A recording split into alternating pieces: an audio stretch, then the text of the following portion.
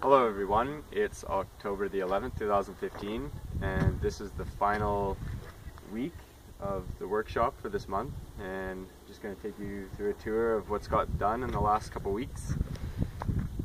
All these walls got stood up just in the last little week here, so we've got all of our vertical supports for the roof that's going to come over top of the greenhouse. That'll make up the front portion of the Earthship where the grey water planter cell drops down to the level that's down below. It goes all the way through from the stairwell that's going to be inside. We've got some nice contours that happened here just in the last couple of days. Really, this kind of shape just came to be there. It wasn't really part of the design, so we just kind of designed it as we went, and it really looked nice. You can really feel the heat coming off of the tires already. It's like really nice temperature to the wall. It's a nice sunny day. It's too bad we didn't have the sun yesterday. It was pouring down rain while we were putting the tarps on, but it's the way it goes sometimes.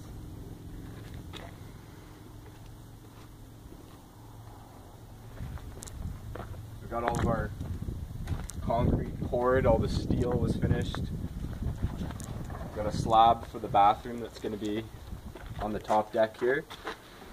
There'll be a shower in the corner, and this will be like a separate kind of glazing room here with a doorway and a wall, and drops down here into the two guest bedrooms. There'll be a wall here. There's more pack out to be done and rendering and finishing in this room.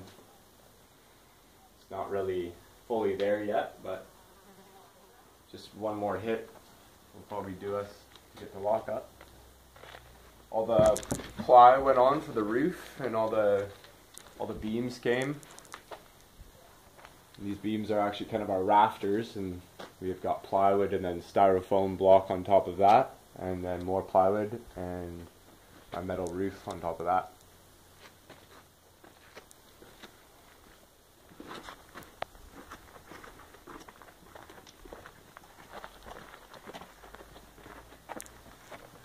So this is kind of looking at the kitchen down here. We've got the kitchen and two bathrooms and a mechanical room, and spots to put glazing in as selected. So one of the ways to save on the cost of materials is to build your home around the products that you have available that are local. So in this case, we're sourcing some local windows and glazing units that can be repurposed for this interior exterior kind of wall here, because it is an interior wall, but it's also in this buffer zone. So you have another glazing wall in front that's all connected with this roof. So you really get this kind of thermal space in front of this glazing. So you don't have to necessarily use argon gas filled or double glazed units. You can get away with something a little cheaper and locally sourced. So these studs will move over, and when we find the right windows and doors, we'll just move the stud over and add some more, and these will be maybe rendered around from the walls, just like the interior space is going to be. Down the end we have our black water coming out of the building down to a septic, and that got dug out so it didn't freeze over the winter. And this is the end of the grey water planter cell here at the end, and this is going to be a closet kind of for the front entryway that's here. This will be a closet in here, and then through to two more glazing doors in here, and out to the living room and dining room that's on the side here. There's going to be a couple of big posts here with a big beam over top, taking the rest of the rafters that are going to be exposed in this bigger room up here. And I think once those big rafters come in here, it'll be fairly cathedral. You kind of see the look in here So these nice big rafters are going to continue through all the way to the end, and then there'll be a nice big beam breaking it up.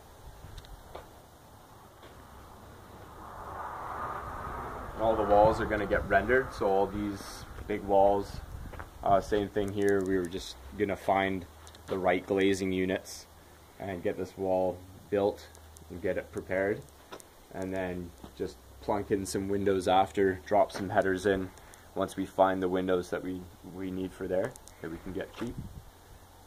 And this is the master bedroom back here. It's looking pretty nice. There's going to be some sort of a feature wall on all this tire wall work in here. Will all get packed out, so it'll be nice one level surface in there. And I think that's pretty much it. There's a whole lot of rebar in this structure, as you can see. Thanks to Mark Flieshhaker, an amazing engineer. He did some really good work getting this building structurally sound. So I'm standing on rebar here that's been driven in to the tires, and I think they go 3 feet down. Is that right, Jeff?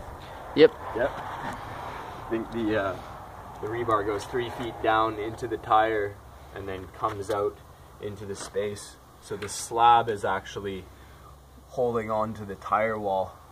This concrete slab that's going to get tied in here with the mesh will be holding on to this and resisting the temptation for that tire wall to want to let loose. So it was an epic steel work, but we got it done, and I just want to thank everybody for coming out. It was really nice to meet everybody and be in community out here and sharing a lot. It's been amazing, and yeah, hopefully we'll see you on the next build.